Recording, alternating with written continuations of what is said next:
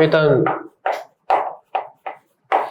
이제 파동에서 꼭 필요한 용어 정리 가볍게만 하고 들어갈게요. 일단 기본적으로 파동이 뭐죠? 진동이 퍼져나가는 거를 파동이라고 합니다. 그런 다음에 파동은 공짜로 전달되나? 매질이라는 파동을 전달시켜주는 물질이 필요하다. 이렇게 들어가면 돼요.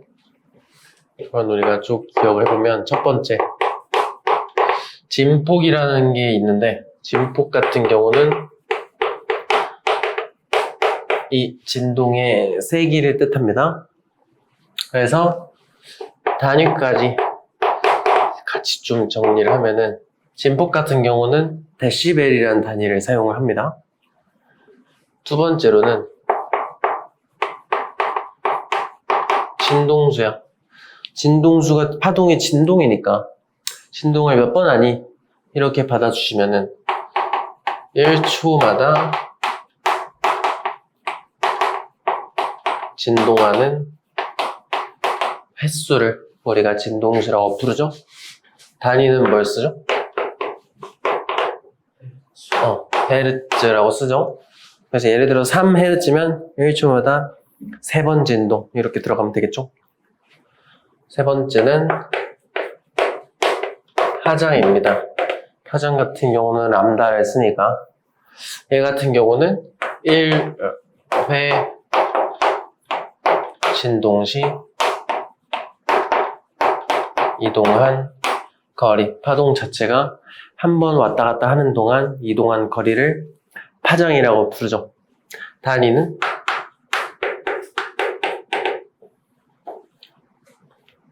이동거리니까 미터류 단위를 씁니다.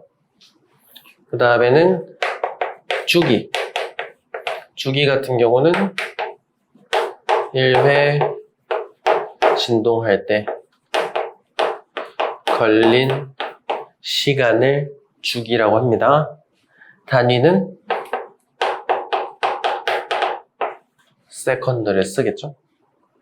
이렇게 기본적으로 알아야 될 게 이런 애들인데 우리가 가장 많이 나오는 그래프 두 개를 좀 구분을 하실 수 있어야 돼요. 어떻게 구분하면 되냐면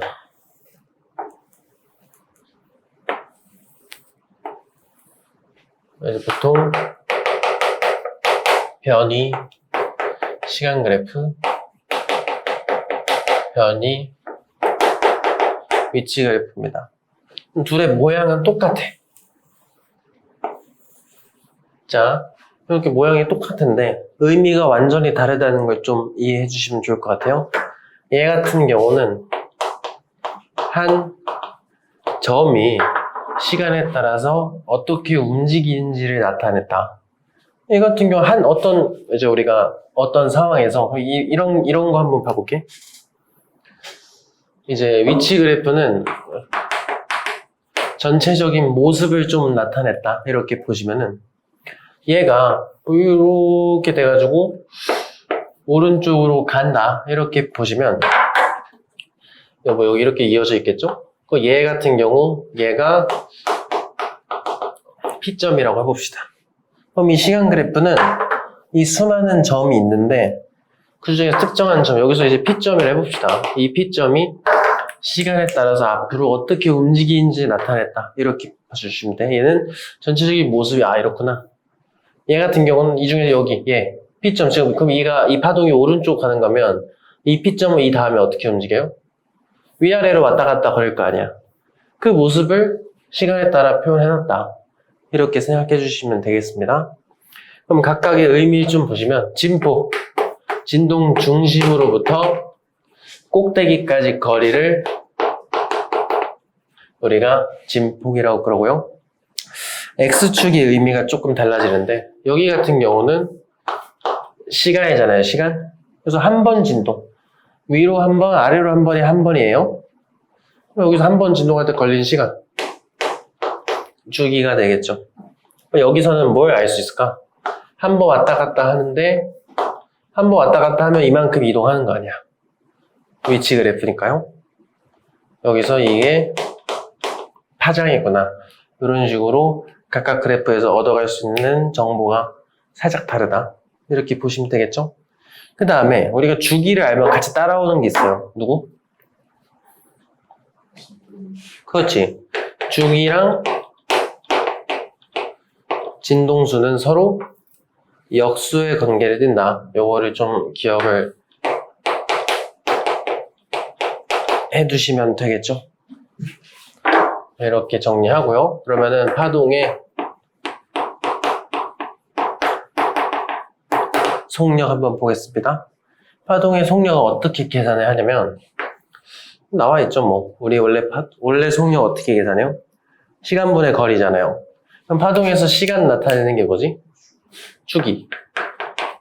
거리 나타내는 건 파장이니까 주기분의 파장을 이용해서 파동의 속력을 우리가 계산할 수 있다. 근데 주기분의 1이 뭐랑 똑같다? 진동수랑 똑같다 보니까 진동수 곱하기 파장으로도 계산을 할 수가 있겠죠. 됐나요? 근데 여기서 이것도 중요한데 더 중요한 게 있어요. 이 파동의 속력이라는 친구는 매질이 결정을 해주는 겁니다. 그래서 파동은 매질이 똑같으면 속력이 똑같아요. 당연히 같은 종류의 파동일 때겠지만 그럼 매질이 바뀐다면 속력이 달라질 수가 있다. 그 과정에서 뭐 굴절도 일어나고 하는 거죠. 그래서 우리가 대표적으로 많이 나오는 파동이 속력이 매질에 따라 어떻게 결정되는지 어느 정도 기억을 해두시면 되는데 대표적인 파동인 빛 같은 경우는요. 매질이 밀도가 낮을수록 빨라. 그래서 빛 경우는 진공에서 속도가 제일 빠르고요. C겠죠, C? 공기, 물, 유리 등으로 매질의 밀도가 좀 빽빽해질수록 속력이 감소하는 경향을 보입니다. 그럼 소리의 경우는 어떨까? 소리의 경우는요, 매질이 빡빡할수록 빨라요. 그래서 아무것도 없으면 소리는 진동을 할 수가 없고요. 전달이 될 수가 없고, 매질이 고체일수록 속도가 더 빨라지는구나. 이렇게 이거랑 서로 반대구나. 이렇게 기억해 두시면 됩니다. 그리고 소리 같은 경우는 왜 고체, 액체, 기체라고 적었을까? 빛은 왜 굳이 기체도 기체, 액체, 고체라 쓰면 되잖아. 빛은 투명한 물질만 통과할 수 있어서 그래요. 여러 가지 물질 중에서 대표적인 투명한 애들만 적어 놓은 겁니다. 그 다음에 물결파. 물결파 같은 경우는 물의 깊이에 따라 달라요. 얕은 물보다 깊은 물에서 파도 치는 속도가 더 빠릅니다. 같이 한번 보시면 Q의 진동수. 진동수는 주기의 역수니까 Q 같은 경우는 주기가 몇이죠? T초잖아, T초. 여기서 시작하면 이게 한 번이죠? 그럼 T초니까 T분의 1 이렇게 들어가면 되겠지. 니은. 진폭은요? P가 2배 크네. 그렇지? 마지막 T가 속력. 그럼 속력은 주기분의 파장으로 체크할 수 있으니까 지금 파장은 똑같대잖아요.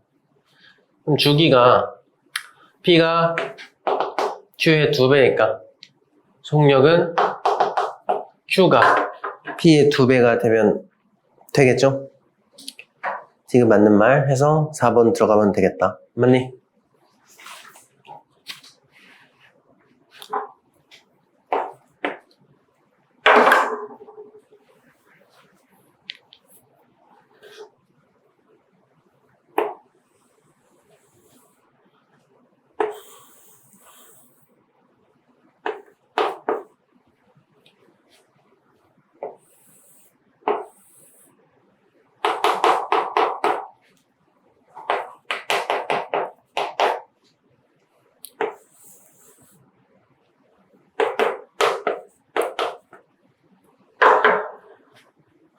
자, 같이 한번 봅시다. 우리가 파동의 종류가 있죠. 두 종류가 있죠. 크게. 첫 번째는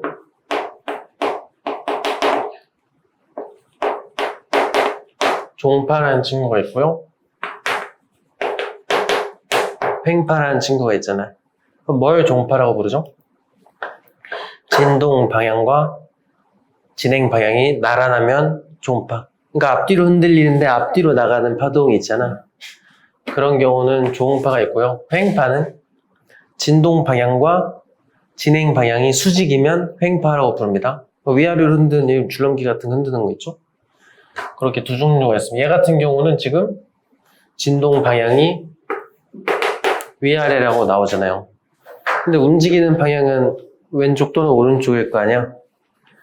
횡파에 속하겠죠? 그 다음에 진동수는요? 주기가 몇이에요? 2초니까 진동수는 0.5Hz가 돼야 되겠지? 그럼 마지막 파동이 움직이는 방향이 마이너스 X 방향이다.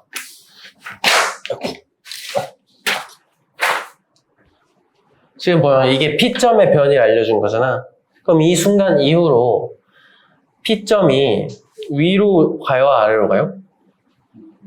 위로 가잖아. 그럼 위로 가려면 왼쪽으로 가야 돼? 오른쪽으로 가야 돼? 우리 매질은요, 제자리 진동만 하는 겁니다. 얘는 여기서 위아래로밖에 못 가. 얘가 올라가려면 왼쪽 가야 돼? 오른쪽 가야 돼? 왼쪽으로 가야죠?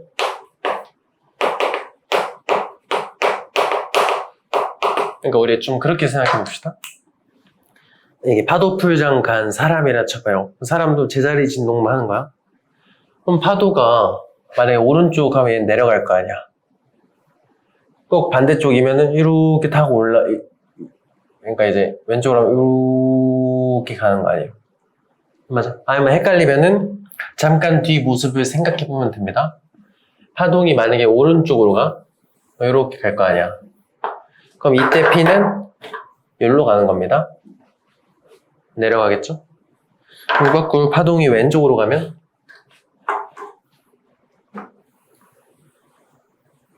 이렇게 가면은 여기 있겠지 뭐. 그렇지? 그러니까 지금 시간에 따른 변이 그래프니까 위로 가잖아요. 파동은 왼쪽으로 가는구나. 마이너스 X방향으로 가야 되는구나. 이렇게 찾아주시면 됩니다. 4번 들어가면 되겠죠? 이해되나요? 3번 볼게.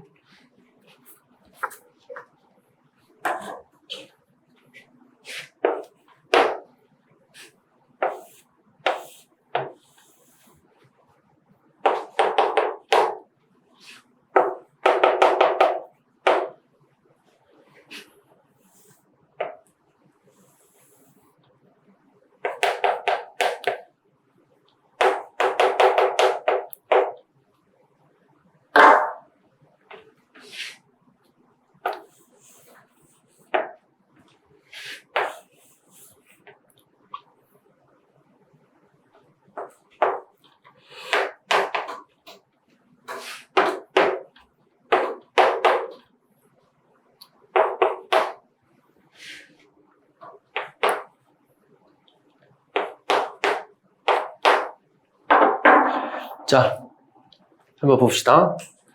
왼쪽은 거리 그래프니까 전체적인 모습 보여준 거고, 오른쪽은 시간 그래프인데 A점이 어딘데? 여기를 알려준 겁니다. 그럼 얘를 보면은 저 파동이 왼쪽 갈지 오른쪽 갈지 알 수 있겠죠? 이 다음에 내려가야 되네. 지금 A가 원점에서 시작했는데 내려가는 거 먼저잖아요. 왼쪽으로 가야 되겠죠? 그래서 파동이 진행 방향은 왼쪽이구나. 이렇게 찾을 수 있는 겁니다.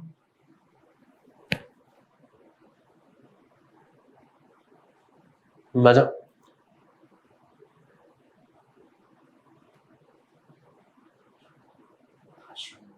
오케이. 매질은요, 같이 못 따라가요. 제자리 진동만 합니다. 근데 횡파잖아요. 그럼 진동 방향이 위아래잖아. 그러니까 A점은 위아래로밖에 못 가요. 그럼 잠깐, 그럼 이제 현재 0초인 당시에 A가, 이게 A점의 변이래잖아. 그렇지? A점이 지금 0초일 때는 딱 여기 있잖아, 지금.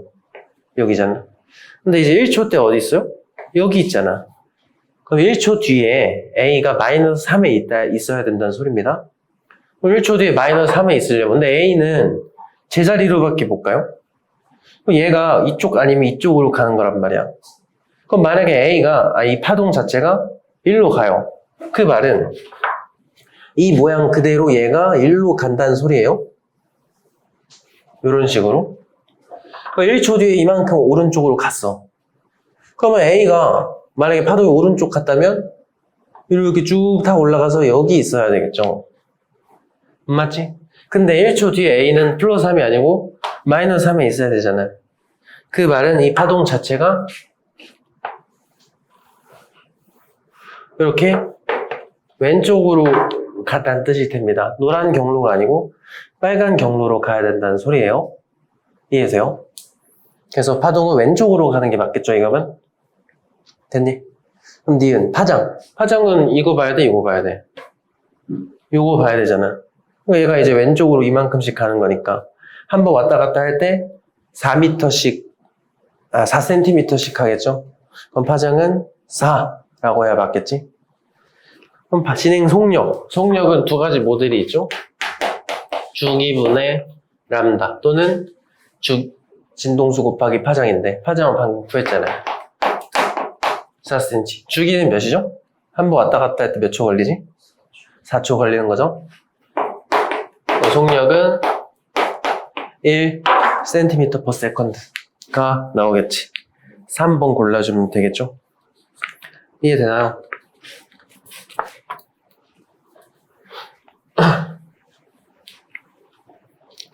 4번.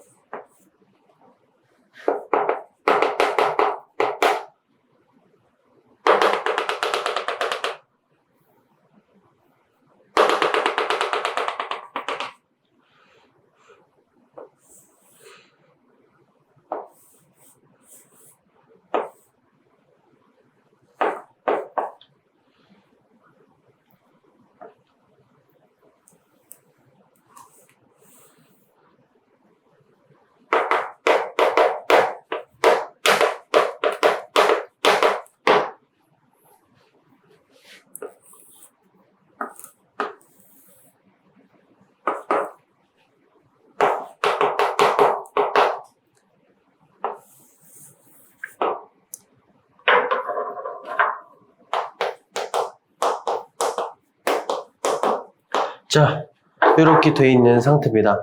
제가 아까 얘기했던 거지. 지금 파동이 오른쪽으로 진행하고 있다고 알려준 거고, 그때 변이를 나타낸 거고요. 나는 점 P점의 변이를 시간에 따라 표현을 해놨다. 이렇게 보여주는 상황이잖아. 그럼 일단은 지금 매질이 바뀌잖아요, 한번. 매질이 바뀌면 뭐가 바뀐다고요?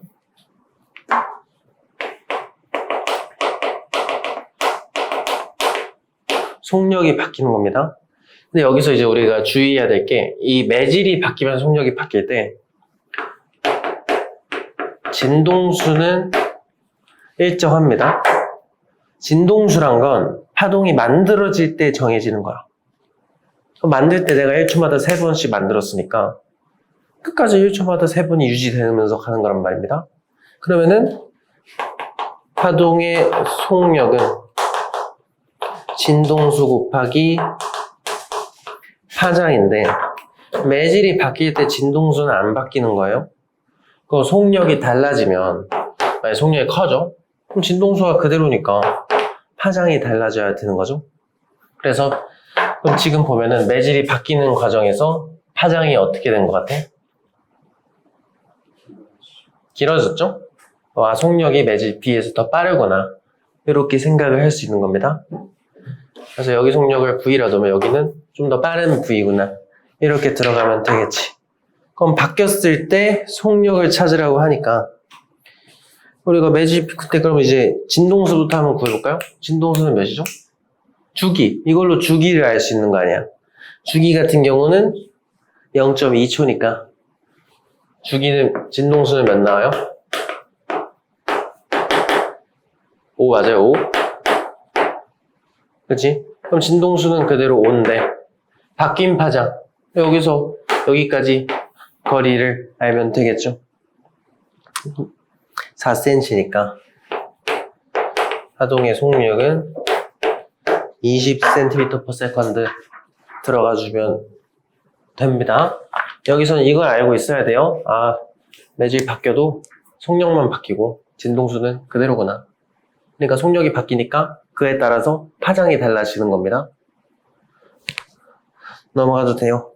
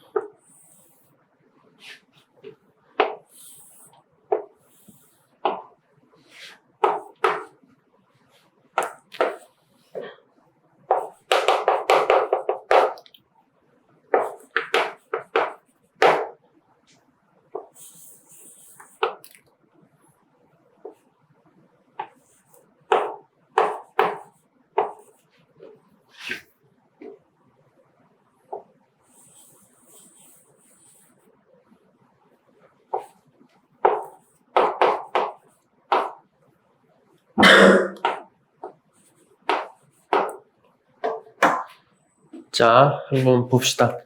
지금 보면은 위치 그래프를 줬는데 여기가 0초인 순간이 이 정도라고 하고요. 여기를 t0초인 순간이라고 합니다. 그럼 t0초 동안 얼마나 간 거죠, 지금? d만큼 간 거지. 근데 d가 몇인? d가 뭔데, 여기서? 파장이잖아요. 맞지? 그러면 파장이 d입니다. 그거는 파장을 다른 말로 제가 뭐라고 한다 했죠? 한 번 진동할 때 이동한 거리를 파장이란다 했잖아요. 그러면은 주기는 뜻이 뭐였죠? 한 번 진동할 때 걸린 시간이잖아요. 한 번 진동할 때 d만큼 갔네. 그럼 d만큼 갈 때 t초 걸렸네. t0초 걸렸네. 그럼 주기가 몇이 되면 돼요, 여기서?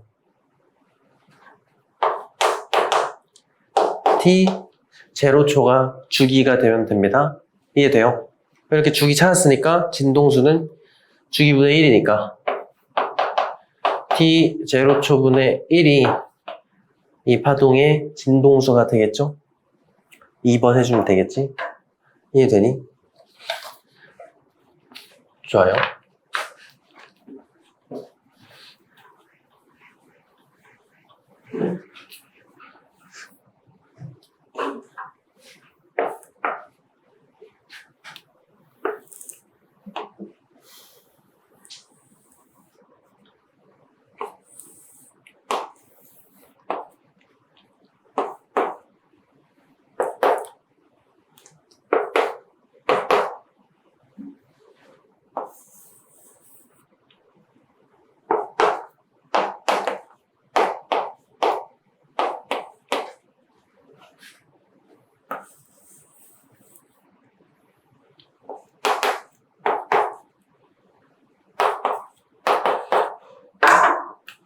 자, 이렇게 나와 있는 상태죠?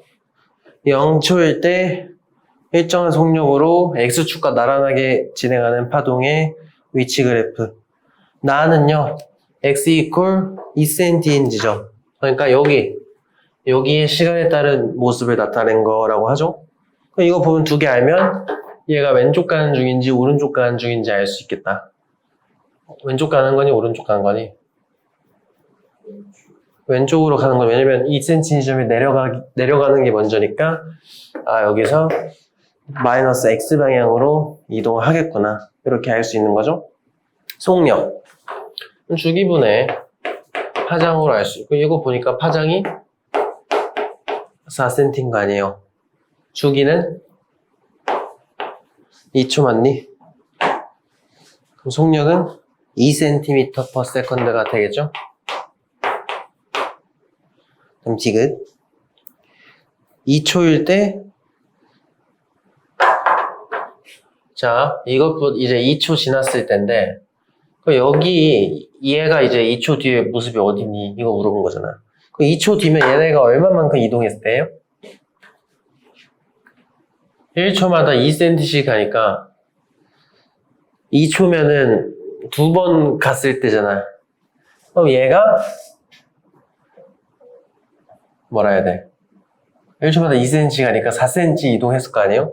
그럼 이놈이 여기 있을 때 아니야. 그럼 이거 그려보면은 2초일 때 모습을 이렇게 그릴 수가 있겠죠? 맞지? 2초일 때 그대로 0이네. 디귿은 틀렸죠? 1번 들어가면 됩니다.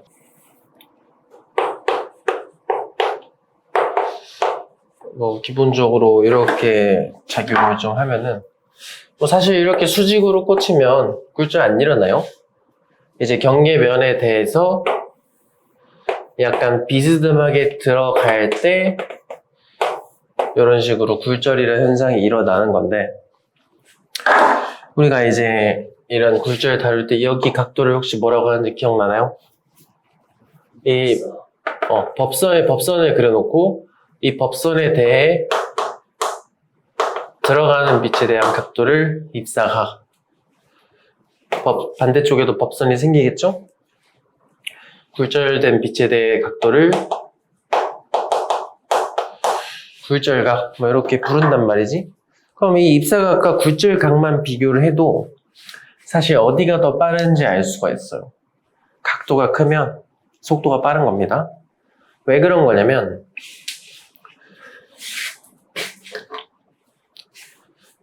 이제 뭐 이렇게 같은 Y축으로 같은 거리까지 쭉 잡아보면은 얘 같은 경우는 얘랑 얘로 나눌 수 있고요. 밑에 있는 거는 얘랑 얘로 나눌 수가 있겠죠? 그럼 같은 시간 대비 Y축 이동거리는 똑같다고 쳤을 때 X방향으로 각도가 클수록 더 많이 이동하는 거잖아요. 그러니까 똑같은 시간인데 많이 이동한다? 속도가 빠르다. 이렇게 볼 수가 있겠죠? 그래서 이런 상황일 때는 각도가 크면 속도가 빠른 거네. 이렇게 좀 생각을 해주시면 됩니다. 그래서 우리가 이런 굴절이 일어날 때 굴절의 법칙이란 거를 따라서 굴절이라는 게 일어난단 말이에요. 굴절의 법칙, 스넬의 법칙이라고도 하는데 사실 이 식이 상대의 굴절률이라는 식인데요. N1이라고 쓰면은 매질 1에 대한 2의 굴절률 이렇게 들어가면 됩니다. 그래서 N1분의 N2 뭐 이런 식으로 쓸 수가 있을 텐데 이때 이 N1, 2는 상대의 굴절률이라고 그래요. 1에 대한 2의 굴절 이렇게 쓰는 거고 여기서 N1과 N2는 뭐냐면 절대 굴절률이라고 부릅니다. 그래서 빛 기준 우리가 빛은 어디가 제일 빠르다 그랬죠? 진공에서 빠른 거잖아. 그래서 진공 속력 나누기 매질 1에서의 빛의 속력 이렇게 계산을 하는 거야. 그러니까 매질 1에서의 속력에 대한 진공에서 속력으로 굴절률을 계산을 하는 거예요. 그러면은 V1은 C보다 커야 돼? 작아야 돼? 작아야 되잖아. 진공이 제일 빠르니까. 그래서 빛 기준 이쪽이 굴절률이란 건 반드시 1보다 커야 됩니다. 그럼 굴절률이 크면 클수록 매질에서의 속력은 빠르다는 거니 느리다는 거니? 느리다는 소리입니다. 그럼 속력이 느릴수록 어떻게 되는데? 많이 꺾여요. 속력 차이가 많이 날수록 많이 꺾인단 말이야. 그래서 굴절률 꺾이는 정도, 이 정도로 생각하시면 되고 왜 많이 꺾여? 많이 느리니까. 이렇게 좀 이해를 해주시면 돼요. 여기다 이거 집어넣어봐. N1에다가 V1분의 C 집어넣고 N2에다는 V2분의 C를 집어넣어버리면 계산해보면 V2, V1이라는 값이 나오겠죠? 그 다음에 우리가 앞에서 얘기했지만 굴절이 일어날 때, 그러니까 매질이 바뀔 때 진동수 바뀌어 안 바뀌어? 안 바뀌죠. 그러니까 속력이 빠를수록 파장과 속력은 비례하는 모습 보일 수 있었지. 방금 얘기했듯이 속도가 빠를수록 각도가 크다 했잖아. 정확히 얘기하면 각도의 사인 값이 큰 겁니다. 그래서 모든 굴절이 일어날 때 이 비율을 따라서 굴절이 일어나요. 그래서 우리가 이렇게 기억하면 돼. 각도가 커. 사인 값은 각도가 클수록 크니까요. 그러면 속도가 빨라. 그러면 파장도 커. 굴절률은 작아. 굴절률면 혼자 거꾸로 간다고 보시면 됩니다. 그래서 이 굴절 다룰 때는 이 비율을 반드시 기억하고 이거에 따라서 어떤 상황이 바뀌었을 때 나머지 조건들이 어떻게 되는지 이런 거를 보는 눈을 기르면 됩니다. 그럼 7번. 이제 이거는 이제 예시에 대한 내용이니까 한번 쭉 보시면 일단 가부터 좀 볼게요.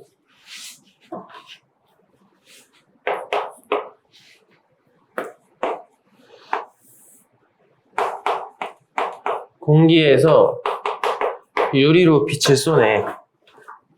그럼 빛이 이런 식으로 굴절이 된 겁니다. 그럼 사실 우리가 개념적으로 외워놨다면 빛은 공기에서 더 빠르니까 이렇게 꺾이겠구나 알 수도 있지만 만약 그걸 모른다고 쳤을 때 직접 생각을 해볼 수 있다는 겁니다. 항상 주의하셔야 법선을 그려야 돼. 법선.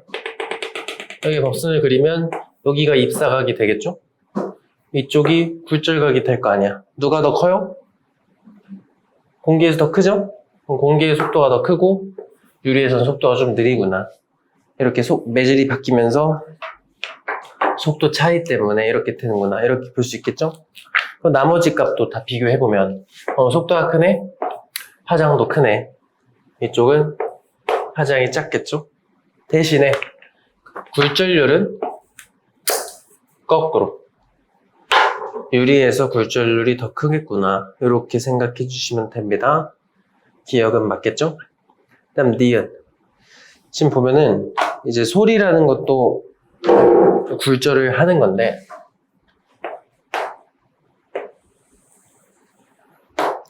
이제 밑에 따뜻한 공기가 있고요. 위쪽에는 차가운 공기가 있는 모습.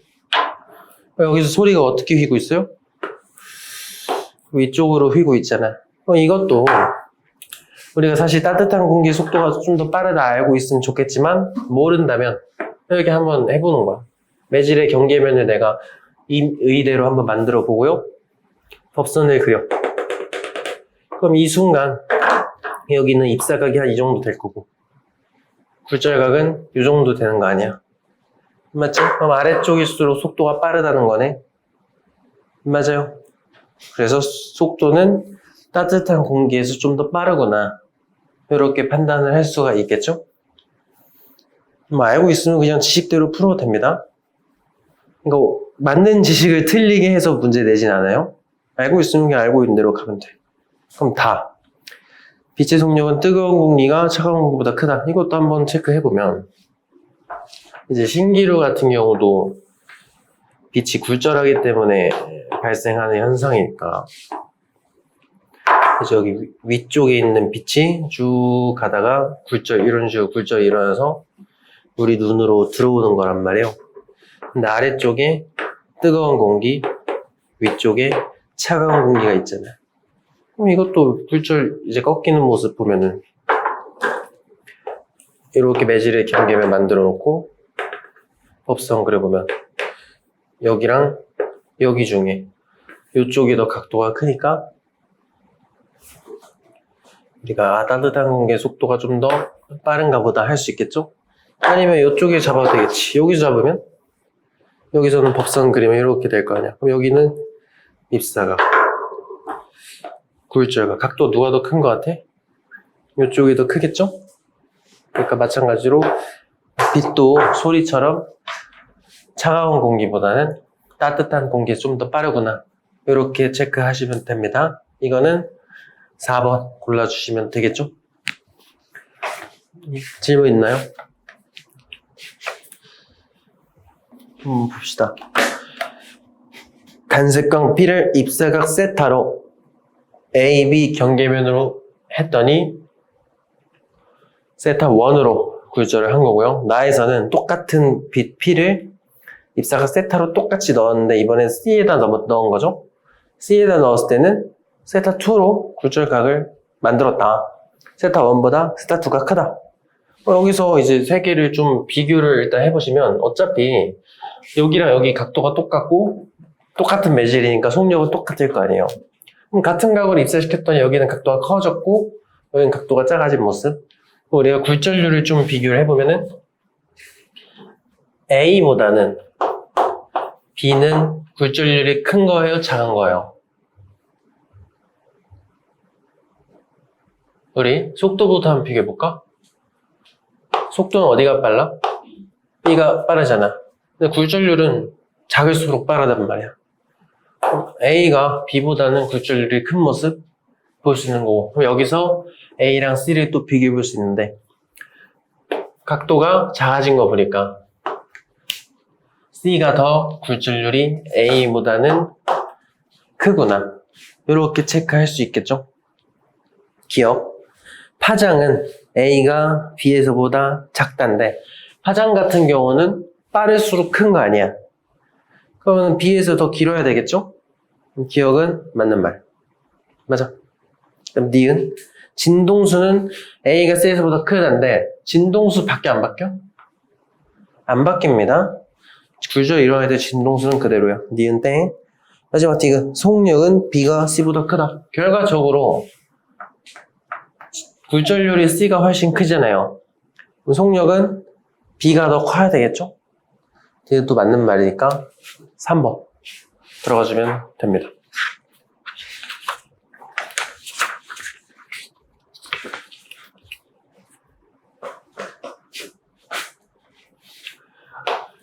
자, 9번 들어갈 건데 전반사라는 개념 잠깐 들어가도록 할게요.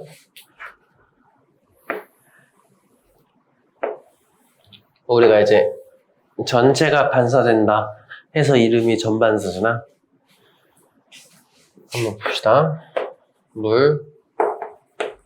물에서 공기로 한번 빛을 쏴볼게요.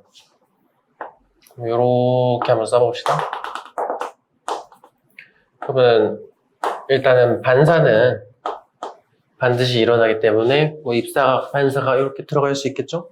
근데 여기서 물에서 공기로 나가는 거면 속도가 빨라지는 거잖아. 그럼 각도는 어떻게 돼야 돼? 이것보다 더 큰 각도로 굴절하는 거 맞아요. 이런 식으로 되겠죠? 여기서 입사각을 더 키우면 어떻게 될까요?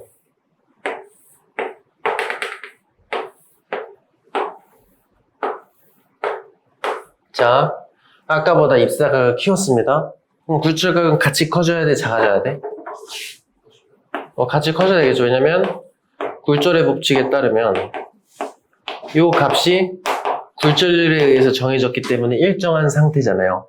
그럼 이 일정한 비율을 가지고 굴절이란 게 일어나는 거기 때문에 세타 1 값이 커지면 세타 2 값도 같이 커져야 됩니다. 그래서 같이 커진단 말이지. 커지다 보면은 누가 먼저 90도에 도착해? 공기에서의 굴절각이 먼저 90도에 90도에 도착하는 상황이 나오겠죠? 이렇게 굴절각이 90도가 되는 입사각을 우리는 임계각이라고 부릅니다. 그럼 이 임계각인 당시에 쌓이는 굴절 법칙이 어떻게 되는지 봐봐. 입사각이 임계각이요. 그럼 굴절각이 90도인데 사인 90은 1일 거 아니야. 그러니까 이제 이런 상태가 이 값까지 항상 일정한 거예요. 아, 이때의 각도를 임계각이라고 하는구나. 임계각 같은 경우는 이런 식으로 계산하시면 되고요. 그럼 이제 이 임계각보다 더 큰 각도로 입사시키면 어떻게 된다? 임계각보다 큰 각도로 입사를 시켜버리면 90도에 더 커질 수가 없잖아. 이때부터 전반사라는 현상이 발생을 하는구나. 이렇게 대주시면 되겠죠? 이래서 우리가 이 전반사라는 현상을 관측하기 위해서 갖춰줘야 되는 조건이 두 가지가 나옵니다. 첫 번째, 속력이 느린 쪽에서 빠른 쪽으로 가야 돼. 굴절각이 더 커야 되잖아. 느린 쪽에서 빠른 쪽으로 갈 때만 가능하고요. 두 번째 조건이 임계각보다 입사각을 크게 해줬을 때, 이렇게 생각하시면 되겠죠. 그래서 이런 전반사를 이용한 통신을 우리가 광통신이라고 부르잖아.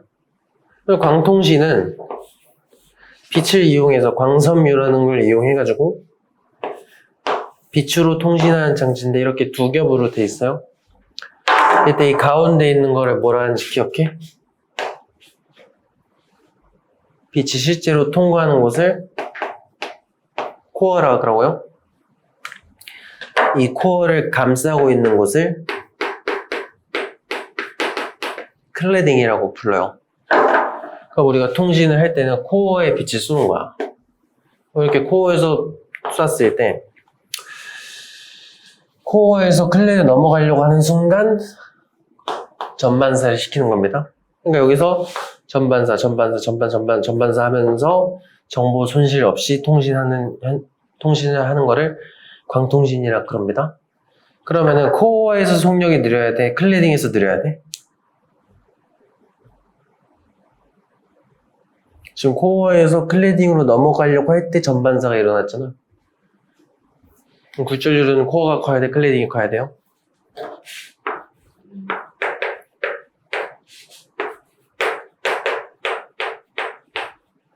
이렇게 돼야 되겠죠?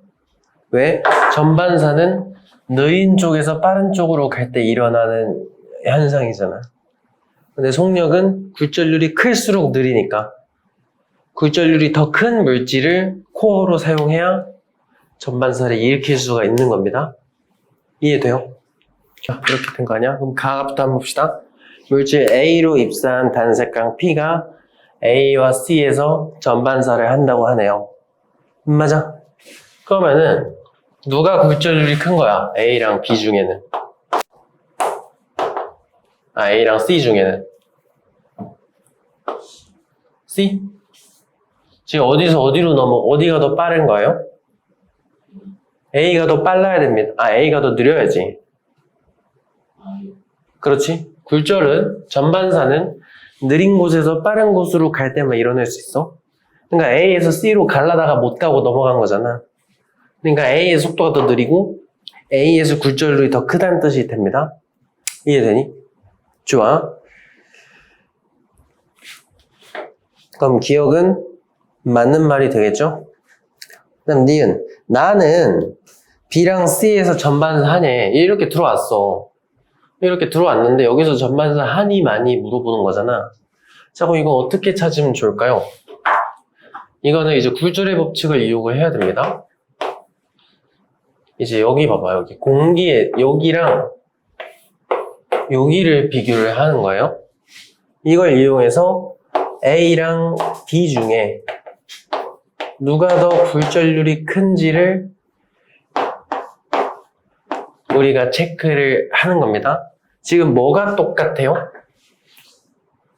여기가 공기로 똑같은 거 아니야?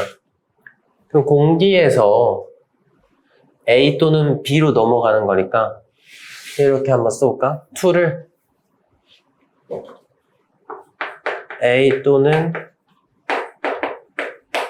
B로 한번 써볼게요. 어차피 공기니까 이거는 일정한 상태인 거 아니에요. 그렇지? 그때 이제 A에서 B로 바꾸니까 이거는 그대로 아니야. 지금 굴절률은 그대로잖아요. 근데 어디가 더 커요 지금?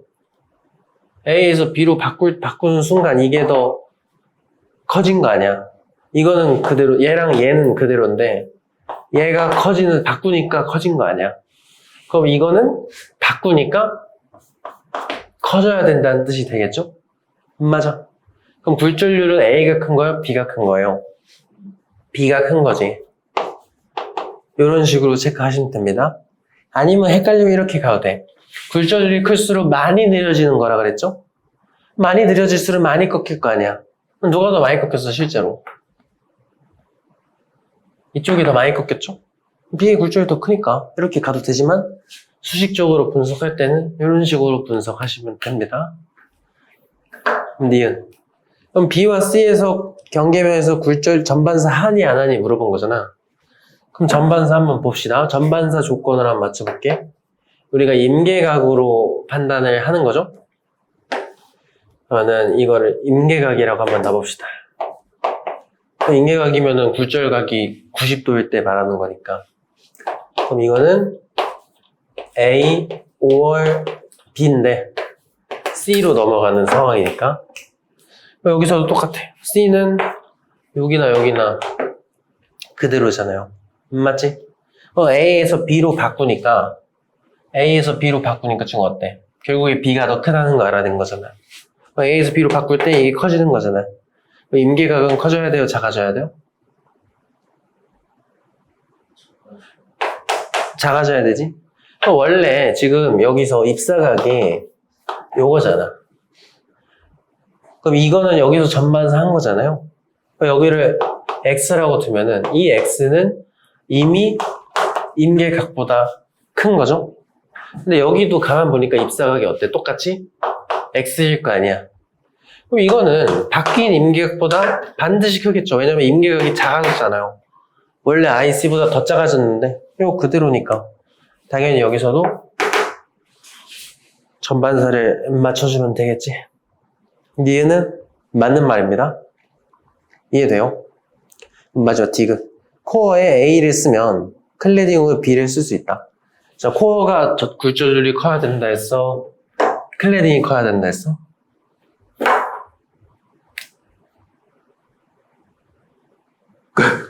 코어가 커야 돼. 코어에서 넘어가려고 할 때 못 넘어가게 막는 거야. 코어가 커야 됩니다. A를 코어로 쓴대잖아요. 그럼 클래딩은 코어보다 굴절이 작아야 되니까 B를 쓰는 게 아니고 C를 쓸 수밖에 없겠죠? 디귿은 틀렸습니다. 한번 봅시다. 그림 가는 A와 B라는 물질에서 레이저 빛이 각각 V1, V2 속력으로 진행하는 모습을 나타낸 거고요. 나는 A랑 B로 만든 광선묘에서 전반사 하고 있다. 세타2로 집어넣었더니 전반사 하고 있다고 합니다. 일단 누가 더 빨라요? A랑 B 중에? B가 더 빠르죠? 굴절각이 더 크니까. 그러면은 굴절률 자체는 A가 B보다 커야 되겠네요. 그럼 기억은 틀린 거죠? 그럼 니은 누굴 코어로 써야 돼요? 그러면 A를 코어로 써줘야겠죠. 그럼 니은은 맞는 말이 되겠네. 마지막 디귿. 세타1보다 세타2가 크다는데 지금 보면은 세타2는 전반사 하는 거니까 임계각보다도 큰 거 아니에요. 그럼 세타2는 임계각보다 큰 상황입니다. 세타1은 임계각보다 큰 거예요? 작은 거예요? 작은 게 되겠죠? 왜냐면 임계각은 굴절각이 90도가 될 텐데 이거 아직 90도가 아니잖아요. 맞지? 이거는 간단하네. 은색광이 굴절률 N0인 물질 속에서 굴절률이 각각 N1, N2인 프리즘 한 면의 수직으로 입사한다. 이때 굴절률을 알려줬네요. 이런 식으로 알려준 모습 알 수가 있는 거고요. 이때 굴절이 어떤 식으로 일어나는지 한번 보래. 그럼 보시면 N1에서 N2로 넘어가는 거잖아. 그럼 안 헷갈리게 항상 법선을 그려. 법선 어디야? 이 면에 수선을 그리는 겁니다. 여기는 왜 굴절 안 일어나요? 직각이면 굴절 없어? 여기 입사각이 어디야? 여기가 입사각입니다. 그러면 N1에서 N0로 가는 거면은 빨라지는 거예요? 느려지는 거예요? 빨라지는 거잖아. 그럼 굴절각은 이것보다 커야 됩니다. 맞지? 여기서 어디로 가야 커지는 거요? 이렇게 가야 커지는 거잖아. 그래서 가 같은 경우는 P보다 아래쪽에 도달을 하겠죠. 그럼 이제 나 같은 경우는 N2에서 N0로 가는 거면 빨라지는 거요? 느려지는 거요? 느려지는 거잖아. 이거 같은 경우는 법선 똑같을 거요. 그럼 여기 굴절각이, 입사각이 요거잖아. 이것보다 각도가 작아져야 되겠죠. 그러면은 위쪽으로 꺾여야 되겠네. 그럼 기억, 나에서는 P보다 위에 도착을 해야 됩니다. 기억은 틀렸죠? 니은, 단색광 속력은 가에서가 나에서보다 작단데 결론적으로 N1이 제일 크잖아. 맞지? 그러니까 N1이 제일 크니까 맞는 말이 되겠죠? 굴절률이 클수록 느린 거니까. 프리즘 속에서. 디귿, 프리즘 속에서 진동수는 자 지금 보면은 처음에 여기 있을 때 파장이 똑같대잖아요. 그럼 파장이 똑같은데 같은 N0니까 같은 매질인데 속력이 똑같을 거 아니야. 그럼 파장도 똑같겠네? 맞지? 그럼 둘의 진동수도 같아야 되겠죠, 처음에? 맞지? 그럼 처음 진동수가 똑같네? 그럼 굴절 일어난다고 진동수 바뀌어요? 안 바뀌잖아. 그러니까 프리즘 속에서도 진동수가 똑같으면 됩니다. 이해돼요, 이거? 4번 골라주면 되겠죠? 괜찮아?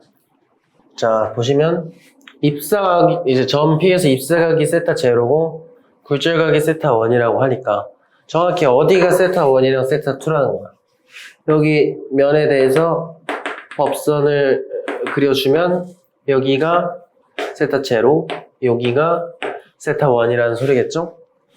이제 Q점에서 법선 이렇게 수선 그려주면 여기가 세타 2, 여기가 세타 제로가 되겠죠? 그럼 이제 굴절의 법칙에 따라서 우리가 굴절이 일어나는 거기 때문에 물과 유리의 굴절률은 정해져 있을 거 아니에요? 그럼 이거는 물에서의 굴절률 분의 유리에서의 굴절률 따라서 굴절이 정해진다고 보시면 됩니다. 그럼 이거는 유리에서 물 들어갈, 아니지. 물에서 유리 들어갈 때 얘기하는 거니까 쭉 보면은 이때 각도는 세타 제로로 물에서 들어갔을 때 유리로 넘어가면서 세타 1이 된다. 뭐 이렇게 봐주시면 되겠죠? 이 값은 항상 일정해야 됩니다. 우리가 조금 생각해 보면은 거꾸로 됐을 때 유리에서 물 가면 그냥 분무 분자만 바뀌는 거 아니야? 똑같을 거 아니야? 어차피 물이랑 유리 이게 고정돼 있는데 이거 바꾸면 역수 치우면 똑같은 거 아니에요? 맞지? 그러면은 유리에서 물 넘어갈 때도 세타 2로 들어갔으면 제로로 나왔대잖아요, 지금. 그러면 이거랑 다를 수가 없죠? 맞지? 그래서 기억은 맞는 말. 니은 진동수. 굴절 일어날 때 진동수 안 바뀝니다. 디귿 파장. 파장은 빠를수록 크잖아요. 어디가 더 빨라? 물이 더 빠르니까 유리에 작은 게 맞겠죠. 다 맞는 말입니다. 봅시다. 13번. 단색광 A, B, C가요. 공기에서 유리로 들어가고 있는 상황인데 P점을 향해 세 개가 공통적으로 P점을 지난다고 합니다. 이때 공기에서 유리로 들어갈 때 이 A와 B의 입사각 차이가 세타만큼 난대요. 이때 옳은 것은 그럼 기억.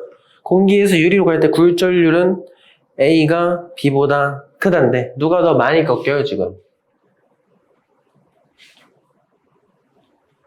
A가 더 많이 꺾이잖아. 그럼 굴절률은 A가 더 큰가 보네. 맞아. 됐죠? 그 다음 니은. 참고로 단색광이 똑같은 빛이어도 단색광이면은 똑같은 빛이라고 안 했잖아요. 그러니까 색깔이 다른 겁니다. 빨주노초 파란 보라색이 있을 거 아니야. 이때 진동수가 일단 처음에 첫 진동수가 높을수록 빛은 더 많이 꺾입니다. 그러니까 빨간색 빛보다 보라색 빛이 더 많이 꺾여요. 그런 차이점 때문에 이렇게 꺾이는 거겠죠? 어쨌든 기억은 맞는 말 됐어요? 그럼 니은 공기에서의 C의 속력은 유리에서 C 속력과 같아? 지금 굴절이 안 일어났지만 매질이 달라졌으니까 속력은 달라야 됩니다. 당연히 공기에서 C가 더 빨라야 되겠지. 니은 땡. 마지막 디귿. 이제 P에서 얘네들이 나올 거 아니야. 그럼 C 같은 경우는 그대로 나올 거고요. 그럼 이제 A랑 B가 이제 누가 더 많이 꺾이는 거, 당연히 여기서도 A가 더 많이 꺾일 겁니다. 근데 이제 어떻게 그걸 아냐 할 수 있잖아. 그럼 지금 보면은 처음에 여기서 굴절각이 X라고 넣으면은 굴절각 둘이 같아요, 달라요? 둘 다 같겠죠? 그럼 재밌는 거는 여기가 억각 느낌이니까 여기도 X일 겁니다. 유리에서 나갈 때 X로 똑같이 입사를 하는 거잖아. 맞지? 그럼 우리 아까 했던 거 굴절의 법칙 적용해 보면은 이 값이 일정하단 말이에요. 맞죠? 그럼 거꾸로 가는 것도 똑같아야 된다는 소리잖아. 지금 굴절각이 X니까 만약에 X로 여기서 만약에 X로 빠져나가면 A 경로는 이렇게 될 거고 B 경로는 이렇게 된다는 거랑 똑같은 뜻입니다. 이거는 이제 빛의 역진성이라고도 부르는데 굴절각이 X니까 X로 입사시키면 똑같이 나간다는 소리예요. 그럼 나갈 때 차이가 세타가 나겠죠. 똑같이 꺾여야 되니까 여기서 빠져나갈 때는 A 같은 경우는 좀 더 많이 꺾이고 B는 조금 꺾일 텐데 이 차이가 여기서 거꾸로 쏜 거랑 똑같기 때문에 여기서 세타만큼 차이가 나야 된다. 이렇게 기억해 두시면 되는 겁니다. 한번 봐봅시다. 공기에서 유리로 전 B에 40도로 입사를 시켰더니 여기서 이렇게 굴절이 일어났고요. 여기서 전반사를 한 겁니다. 유리에서 공기로 다시 나갈 때 전반사를 한 거죠. 그리고 공기와 유리에서 임계각은 42도라고 합니다. 일단은 파장은 유리에서가 공기에서보다 짧다. 맞아요? 파장이란 건 느릴수록 짧은 거잖아요. 유리가 당연히 느릴 테니까 맞는 말이 되겠죠? 실제로 여기 각도 두 개를 비교해보면 각도가 작아졌기 때문에 속도가 느려진 거 알 수 있는 거죠. 니은 세타는 임계각보다 크다. 여기서 전반사 한 거 아니에요 지금. 유리에서 공기로 나가려고 할 때 반사각이 세타면 입사각도 세타일 거 아니야. 여기서 전반사를 했기 때문에 뭐라 해야 돼 이거. 세타가 임계각보다 크구나 알 수 있겠지? 그럼 마지막 디귿. 입사각을 80도로 바꿨을 때 그러니까 여기서 이거를 80도로 바꿨다는 거죠? 이거 80도로 바꾸면은 같이 커져야 되니까 뭐 이런 식으로 입사를 할 거 아니에요. 이때 여기 입사가 이렇게 되겠죠? 이게 전반사 하니를 물어본 거잖아. 되게 복잡하죠 지금? 그럼 우리가 이런 걸 어떻게 접근을 해야 되냐 이렇게 봐주시는 건데 어떻게 하면 좋을까요? 여기서 파동의 역진성을 좀 더 이용해주면 좋아요.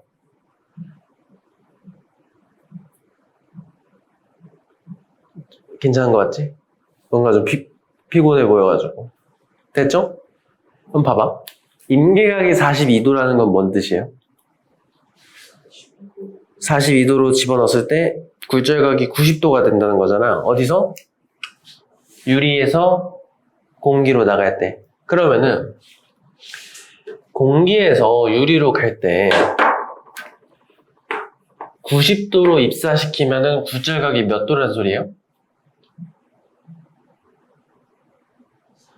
42도라는 소리입니다. 여기가 요렇게 갈 텐데 이때 여기 각도가 42도라는 거 아니야. 맞지? 그럼 여기가 42도면 여기 삼각형 그렸을 때 직각 삼각형 그리면 여기 몇 도죠? 48도잖아. 맞지? 그럼 48도면은 유리에서 공기로 넘어갈 때 전반사 해요, 안 해요? 하지. 전반사 합니다. 90도로 집어넣을 때 전반사 한 거야. 그러면은 80도는 90도보다는 작은 거 아니야. 그럼 이걸 80도로 보내면 80도일 때 여기 각도는 42도보다 작겠죠. 근데 삼각형에서 여기가 작아지면 여기는 어떻게 돼야 돼?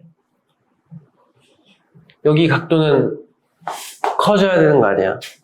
그럼 80도로 쓰면은 여기 도착할 때 당시의 각도는 48도보다도 클 거 아니에요. 그럼 무조건 전반사 하지. 디귿은 틀렸습니다. A에서 B 갈 때 전반사 하는 모습 볼 수 있죠? 굴절률은 A가 커, B가 커? A가 커야 되겠지? 그 다음에 다시 한번 A에서 C로 넘어갈 텐데 여기서 법선 그려보면은 누가 더 각도가 큰 거지? A가 더 크니까 누가 더 그럼 굴절률이 큰 거죠? C가 A보다 큰 거지? 뭐 결론적으로 이런 관계 만들어줄 수 있겠죠? 기억. B를 코어로 썼네? B는 코어로 쓸 수가 없죠? 제일 굴절률이 작으니까. 니은. C를 썼네요? C를 코어로 쓰면 A나 B나 둘 다 상관없잖아. 마지막 디귿. A를 코어로 썼네? 그럼 A를 코어로 쓰고 싶으면 B는 클리딩으로 써야 되겠죠? 그러니까 맞는 거는 2번 혼자입니다. 넘어가 봅시다. 그림 가는 X가 광섬유에 사용되는 물질 A, B, C를 나타낸 건데 이걸 쭉 봤을 때 갈수록 각도가 어떻게 되고 있죠?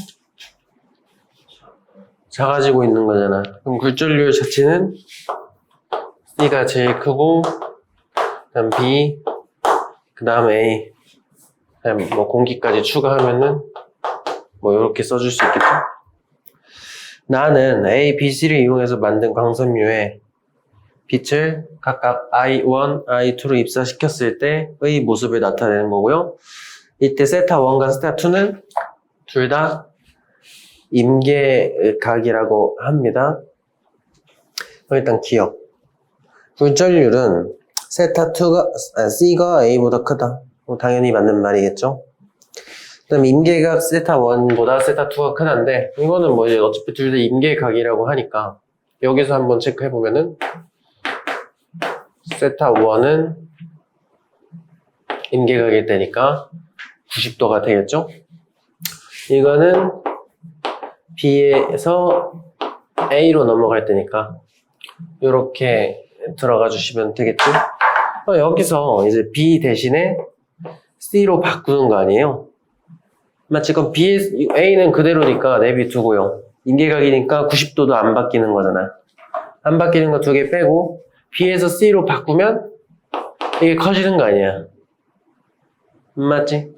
그럼 이거 작아져야겠네. 그러면은 세타2에서 1에서 2로 바뀔 때 작아졌으니까 이렇게 돼야 맞는 거겠지? 기억은 니은은 틀렸네요. 마지막 디귿 I1이랑 I2를 비교하는 건데 이거 한번 보시면 우리가 지금 세타1이 더 크다는 걸 알아냈잖아. 그럼 삼각형에서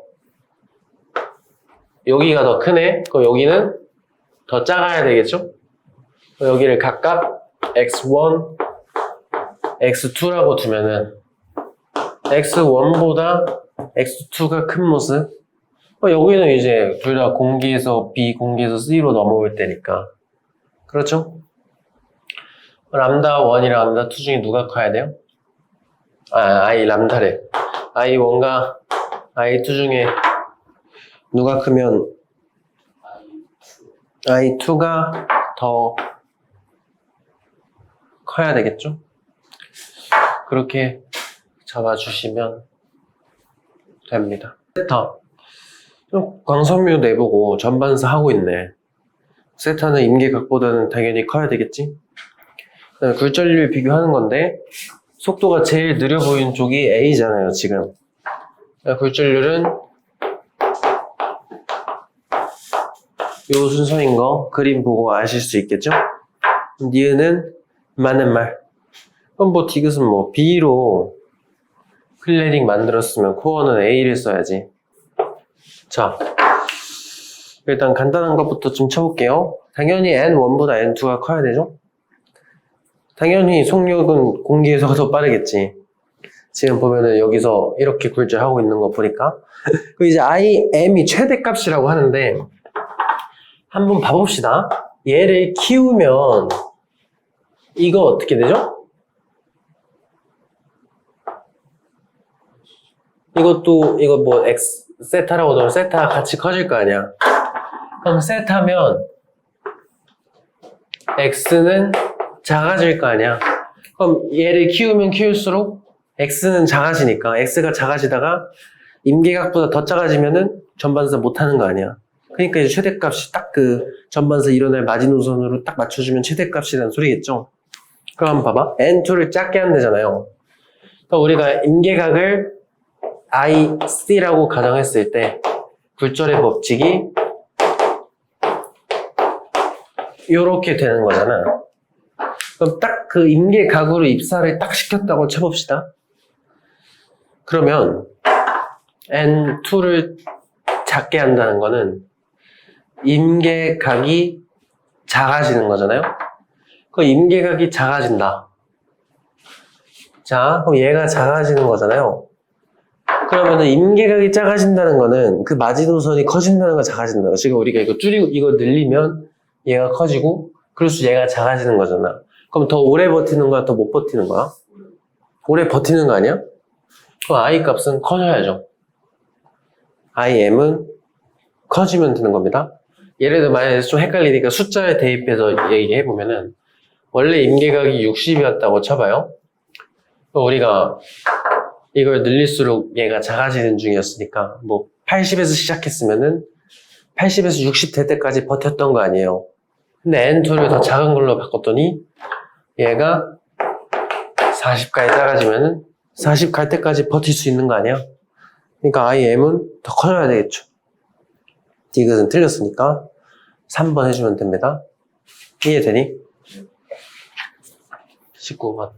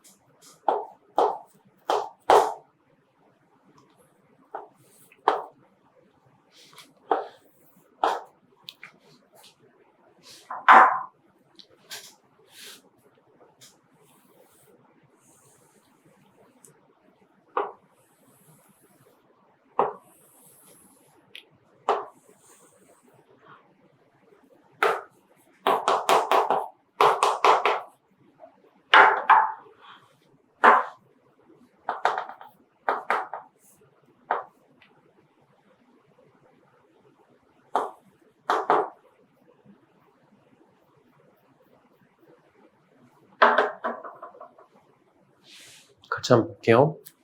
그림 가와 같이 A를 공기에서 매질 1로 I, 세타 I로 집어넣었더니 전반사를 했네요. 여기서는 이때 나는 매질 2를 3로 바꿨어요. 그랬더니 똑같이 세타 I로 집어넣었을 때 전반사 하니 안 하니 물어보겠네. 이때 굴절률은 누가 더 크대요? N3랑 N2랑 N2가 더 큰 거지? 원래 전반사 조건을 좀 일단 그 전에 기억부터 순서대로 볼게. 속력은 A가 2보다 작던데 1이 2보다 작던데 이거잖아. 이거 두 개 물어보는 거잖아. 그럼 전반사 해야 되니까 1이 가장 굴절률이 크겠네요. 기억은 맞죠, 그러면? 그럼 니은 가에서 0보다 크고 세타보다 작은 입사각으로 입사시키면 전반사가 일어나지 않는다. 이거는 이제 이것보다 각도 살짝 줄였을 때 얘기하는 거죠. 이걸 줄여? 이거 어떻게 돼? 작아지죠? 이거는 커지지? 원래도 전반사 했었는데 더 커지는 거 아니야? 그럼 당연히 전반사 더 잘하겠죠? 니는 틀렸습니다. 마지막 디귿. 여기서 전반사 하네요. 그럼 한번 봅시다. 우리가 어차피 똑같이 썼는데 어차피 공기 1번은 똑같으니까 여기나 요거나 똑같을 거 아니에요, 각도는. 그럼 입사각이 똑같은 상황이네.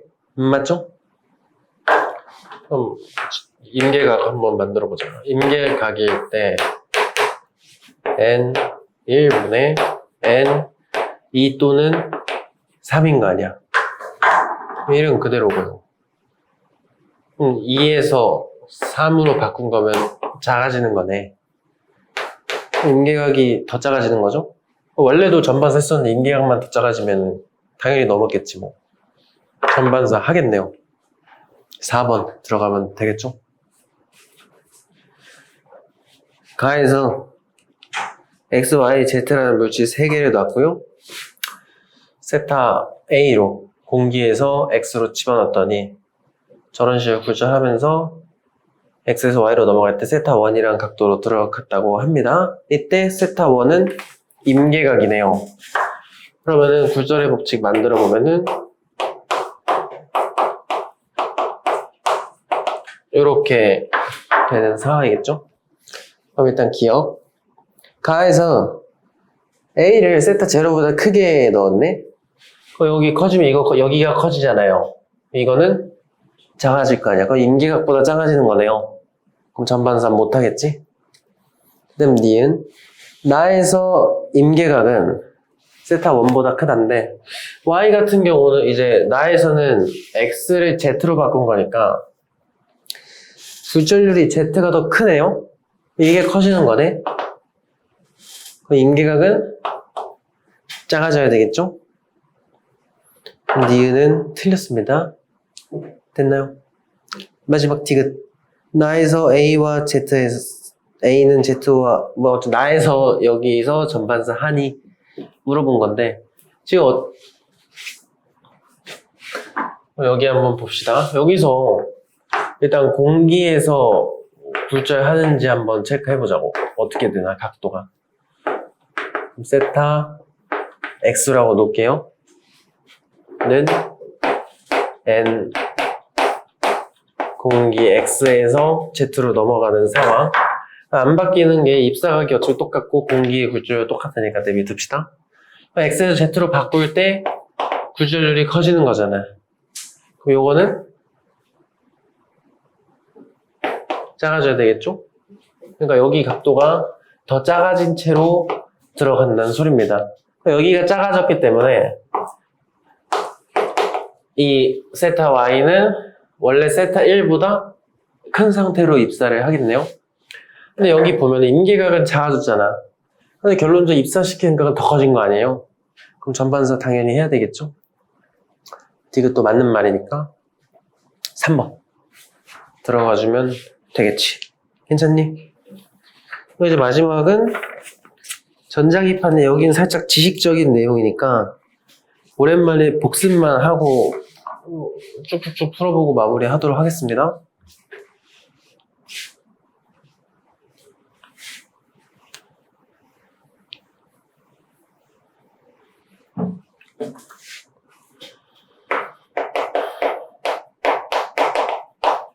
그래서 우리가 전자기파라고 하는데 그냥 이제 파동을 얘기하는 거잖아요. 근데 여기서 특징이 뭐냐면 진공에서 속력은 진공에서의 속력이 전부 다 C로 똑같습니다.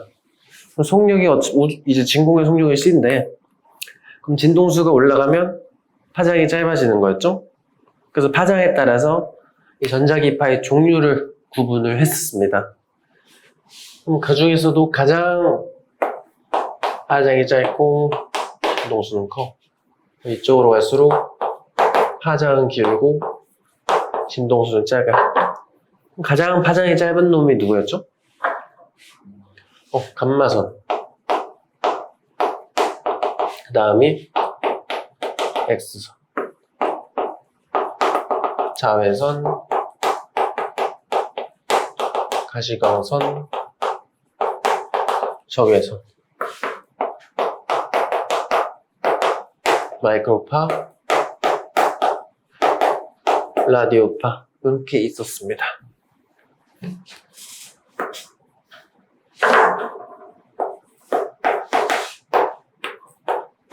이런 식으로 이때 진동수가 크면 에너지는 어땠죠? 여러분? 어땠죠? 이쪽으로 갈수록 에너지는 어때? 에너지가 크고 여기서는 에너지가 작습니다. 요거는 진동수랑 에너지랑 정비례 안 해요. 이거 광자의 에너지가 아니라서 우리 이 단원 할 때 E는 HF 잠깐 하잖아. 이거랑 달라요. 정확히 정비례 안 합니다. 진동수가 크면 에너지가 크다. 이렇게 생각하면 돼. 알겠지? 우리가 여기서 이제 기억해줘야 되는 게 각각의 좀 활용 예시들 몇 가지 기억을 좀 하고 있어야 됩니다. 가볍게만 정리하고 넘어가면은 얘는 에너지가 제일 세잖아. 그러니까 이제 에너지가 셀수록 투과력이 좋아집니다. 뚫고 지나가는 능력이 강해진다. 그걸 이용해서 이 암 치료를 좀 하는데 감마선을 활용을 하죠. 그래서 이게 에너지가 엄청 세기 때문에 암 치료하는 사람들이 막 좀 건강이 나빠지잖아. X선 같은 경우는 우리가 이제 이거 이름 자체로 엑스레이로 사용을 하기도 하죠. 그래서 뭐 공항에서 캐리어 안에 뭐가 들어있는지 찾는다던가 이런 거 하실 때 사용하는 거였고요. 자외선 같은 경우는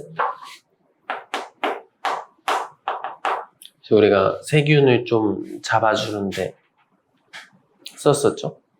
그 다음에 그런 특징도 있어. 우리 형광물질이라고 부르는데 이 형광물질에 자외선을 쏘면은 가시광선이 나옵니다. 그 원리를 이용한 게 형광등이고요. 또는 위조지폐 검사할 때도 써요. 그래서 우리가 지폐에 형광물질을 좀 발라놔요. 그럼 거기다 자외선을 쏘면은 암호화된 가시광선이 나옵니다. 그 패턴 같은 게 있어요. 그거 가지고 위조지폐 감별할 때 자외선 쓰기도 한다. 이렇게 봐주시면 되고, 가시광선은 대부분의 광학기구를 사용을 하겠죠? 뭐 TV, 텔레비전, 휴대폰, 뭐 디스플레이 등등등 이런 거. 적외선 같은 경우는 강한 열이 보통 적외선으로 이동을 하잖아요. 그래서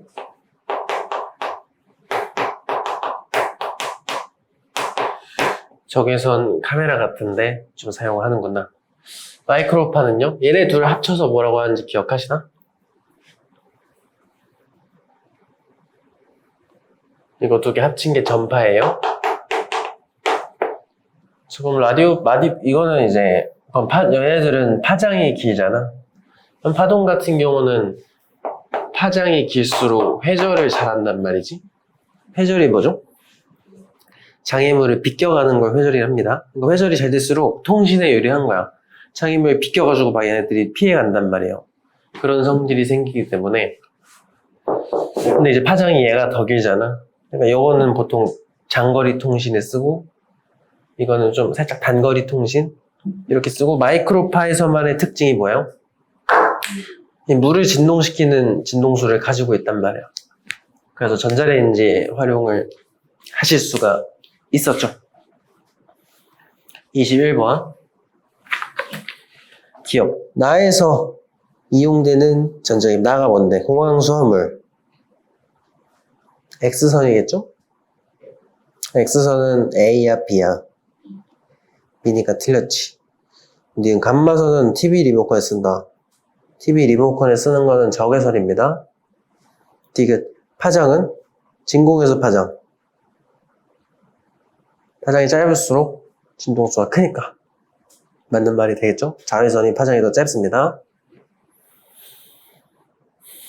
22번. A는 전자기파에 속한 A가 뭐예요, 지금? 소리잖아. 소리는 전자기파가 아닙니다. 그렇지? 니은. 진동수는 B가 C보다 작던데, 수신되는 파동이니까 뭐 전파네, 전파. C는 가시광선이고. 진동수는 전파 쪽이 더 작아야 되죠? 마지막 디귿. 가시광선은 매질의 관계 속력이 일정하다. 매질에 따라 다르죠? 그 중에서도 진공이 제일 빠르고 공기, 물, 유리로 갈수록 느려지는. 됐나요? 23번. 온도계 적외선일 거고, 전자레인지 마이크로파고요. 소독기 자외선이겠네 뭐. 24번. A는 전자기파 속한다. 얘네들 전부가 전자기파입니다. A는 뭐죠?